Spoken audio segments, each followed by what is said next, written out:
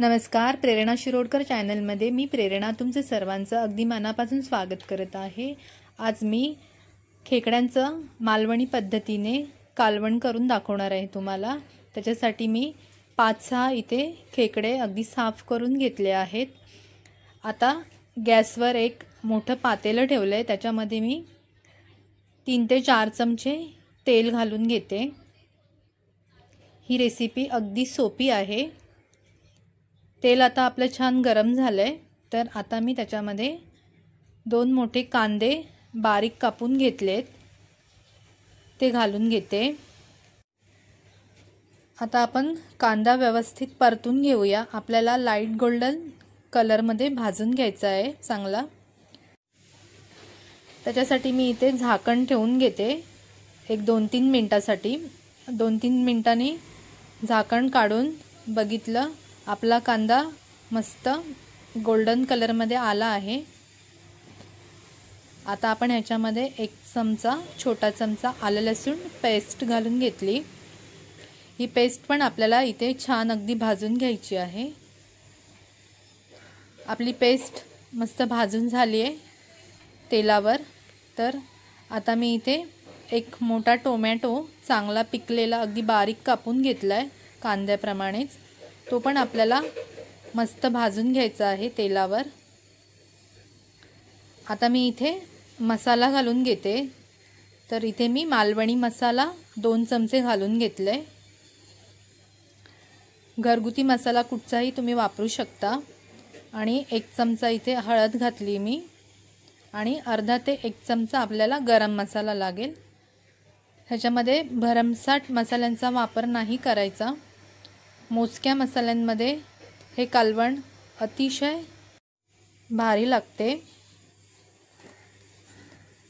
आता परत 1-2 मिनिटांसाठी मी झाकण ठेवून मस्त अगदी तेल सुटेपर्यंत कांदा टोमॅटो भाजून घेते।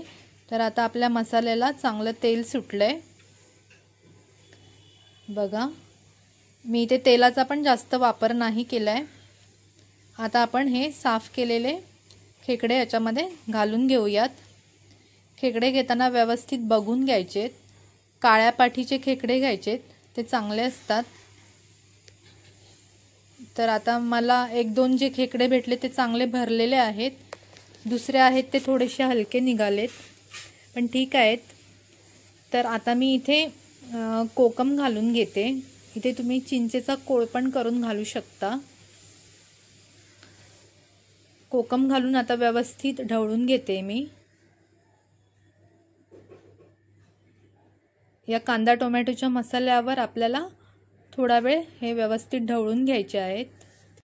चवीप्रमाणे याच्यामध्ये मीठ पण घालून घेतलंय मी। आता आपल्याला मीडियम गॅसवर हे थोडा वेळ असं परतून घ्यायचं आहे।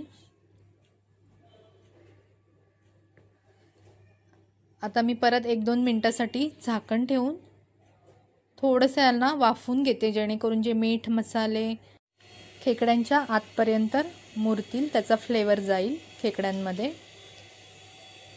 आता बघा थोडंसं पाणी सुटलंय खेकड्यांना।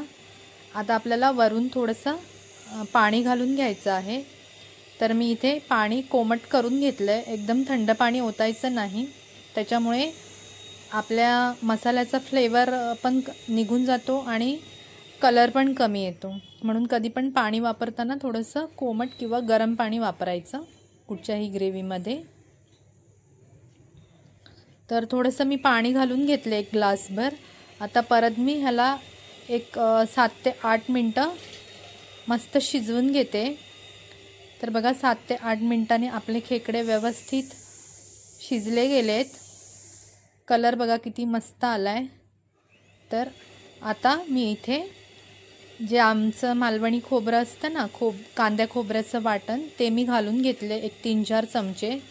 हे नॉर्मल वाटण आहे, कांदा खोबरा थोडंसं आलं लसूण आणि त्याच्यामध्ये 1 चमचा मालवणी मसाला घालून हे वाटून घेतलेला आहे।